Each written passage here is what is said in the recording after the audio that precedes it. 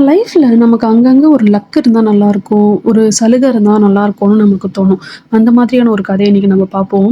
ஒரு குதிரை இருக்கு. குதிரை ஓட்டுறவர் இருக்காரு. அவர் என்ன பண்றாருன்னா, குதிரையோட கால்ல வந்து லாடம் அடிக்கிறாரு. அத பார்த்து அந்த குதிரை என்ன யோசிக்குதுன்னா, ச்சே! என் எஜமானுக்கு என் மேல எவ்ளோ பாசம் அப்படின்னு சொல்லிட்டு, என்னோட கால்ல முள்ளு குத்தக்கூடாதுன்னு சொல்லிட்டு அவர் எவ்ளோ பண்றாரு அப்படின்னு ரொம்ப பெருசா நெனச்சுதாம். ஆனா, அந்த லாடம் அடிச்சதுலருந்து அது ஓடுற ஓட்டம் வந்து இன்னும் அதிகமாகிட்டே இருக்காம்.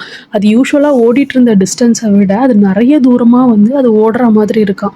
ஸோ, அ இப்பதான் வந்து அதுக்கு புரியுதாம். ஸோ, எனக்கு அது வந்து ஒரு சலுகை எனக்கு கிடைச்சிருக்கு. என் கால்ல முள்ள குத்தக்கூடாதுன்னு ஒண்ணு பண்ணியிருக்காங்க அப்டின்னா, அந்த அளவுக்கு என்கிட்ட அதிகமான உழைப்ப அவங்க எதிர்பார்க்குறாங்க அப்டின்றது தான் அர்த்தம்.